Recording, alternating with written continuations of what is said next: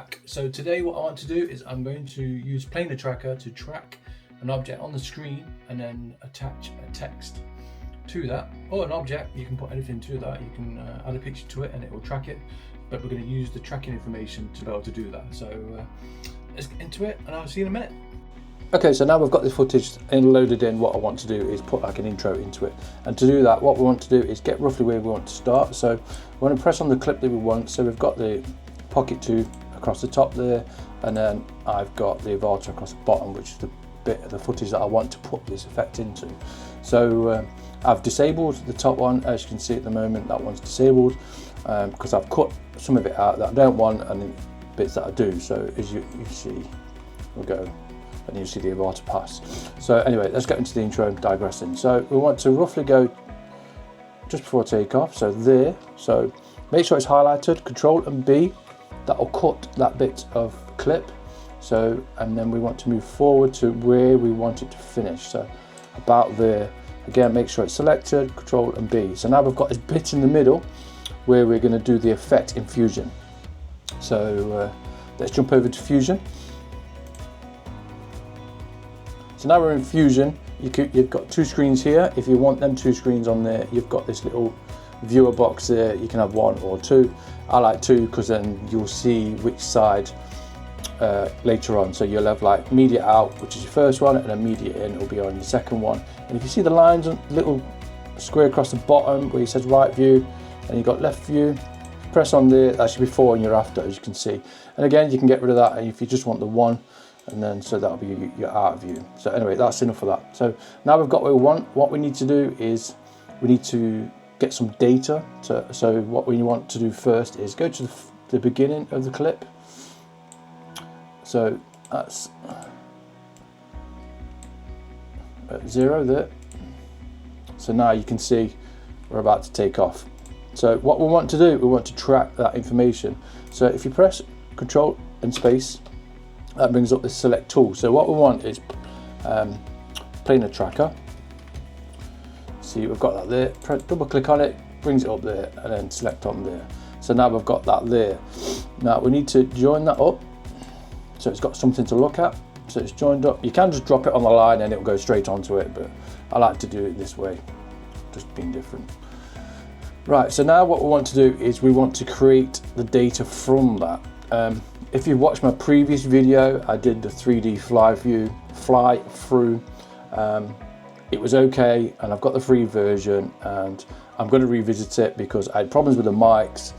I've since been out, brought the Pocket 3. I've got a mic now, so the audio should be fine. Go and watch that. It's a pretty good tutorial. It covers quite a lot with 3D text and all the rest of it. But let's get on with this. So click on Planar Tracker, and now what we want to do is we want to go around that little play area there. So let's get rid of that, and then we're going to zoom in. If you press Control, you can zoom in there. So we want to go around there. Be like semi-precise. Don't be over too worried about it.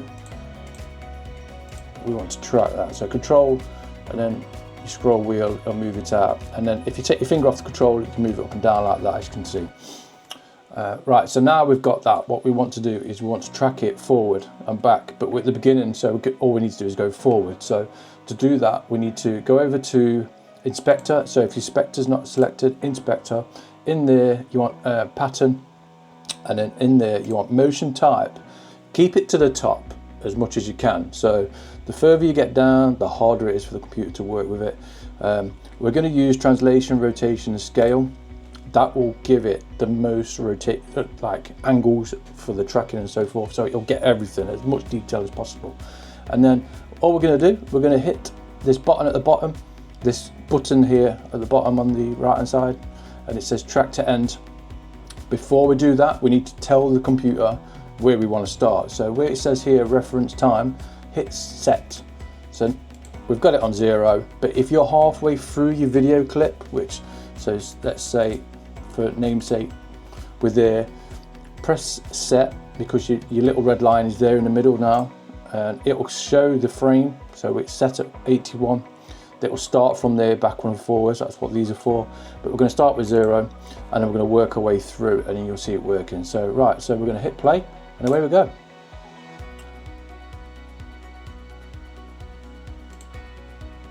I didn't hit set to 0, so I've set it to 0, as you can see. If it brings that error up, that's what that does. You need to make sure you set it before you start it, and then we're going to get going. Before we hit render out, what we need to do is we need to change the render length. So as you can see here is 807 and 1000. I've just had a quick look at this, just realised I missed it. So before going any further, we need to change that. So we roughly want where it's going to finish, so about there. So that's currently at 850. So change that 850. You can see that line's now changed, and then we'll set this to 1 frame. So now what that's done is it's told the Planar Tracker this is where we're going to render, nowhere else, just this bit. So we need to reference time, set that, and you can see that's where we're at. We're at the end. We need to be roughly at the beginning, so that should be at, I'm going to go in a bit more. So we've got 2 frames. So as soon as we start now, it will start tracking from 2 frames up to 850, and then that's it. That's grab all the data. So that's it, track to the end. And as you can see, it's starting to grab that information now, and then we're just going to let it do its thing. And you'll see the animation starting to move on the footage as well. So as you're going through it, and away I go. So it's grabbing that information. You'll see media in and Planar Tracker turning color green, and that's where it's grabbing all the information from. Hopefully this should do a pretty good job.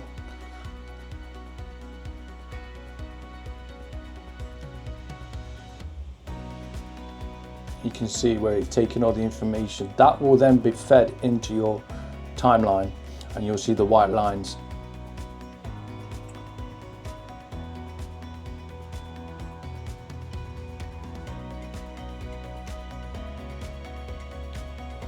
You see how it's moving off the frame of what we're actually trying to get, which is that play area. Don't worry about that too much. We just want to try and get as much information as we can, and then we can change the interpretation of that to try and make the text nice and smooth.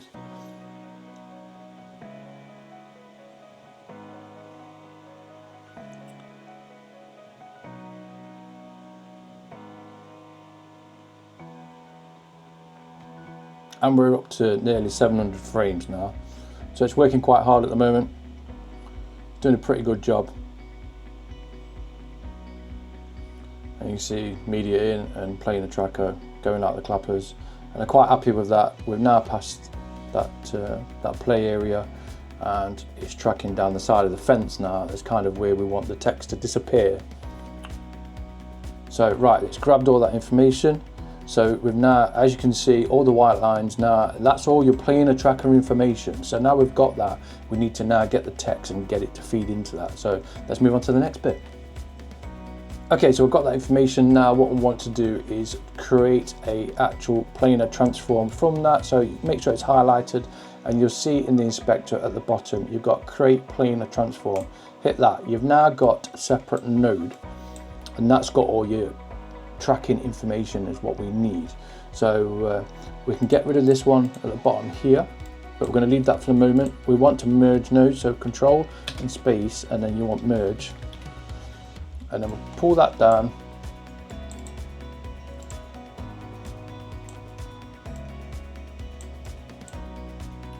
Onto your timeline, and then we want to connect them up. So we've connected them up now. And then what we're going to do is we're going to connect planar transform to the merge. And now all I want is the text. So again, you can put a picture in this. There's no reason why you can't. I might do a video on that. But press text plus. That's now giving you these. So we've got another merge in there.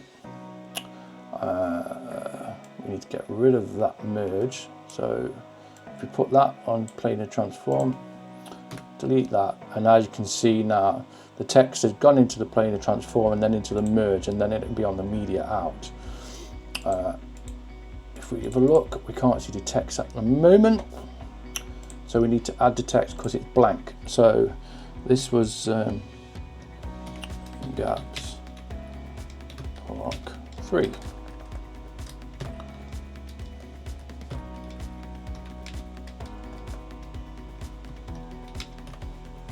And that's literally it. So now we've got that. We'll press on media out. So if you remember when I pressed on 2 screens, we can do that. And now what we can do is you can see the before and then you can see the after. And you can see now it's starting to track on the right hand side there. And it's disappeared already. So let's have a better look at that. So let's put that on the single screen. Make sure that's highlighted media out there. So if you take that off, it disappears. Just press it on again, it's there. And as you scroll back through your text, you can see it's there. We don't want to make it it's too big at the minute. We want to go back onto the text. And on the inspector, you've got all these. We're going to go into these a bit more detail, but we're going to make it a bit smaller. So it's kind of perfect. So it's sat along the line of the ground. So if we press play now, you see it going through the frames. It's going to sit for a little minute because it takes about 10 seconds, 20 seconds for me to get up off the ground before I start flying. And we can adjust that anyway. So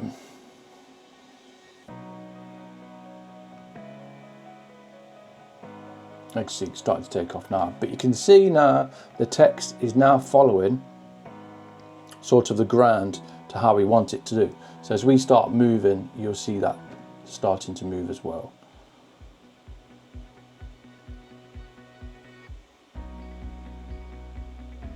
And away we go. And you can see it started to move. And what that's doing is it's using the tracking information that we got from the park play area on the left hand side there. So it doesn't look floaty or anything like that. It looks like it's stable and stood there. And then as we pass it, if you remember, the tracking information went down the side of that fence.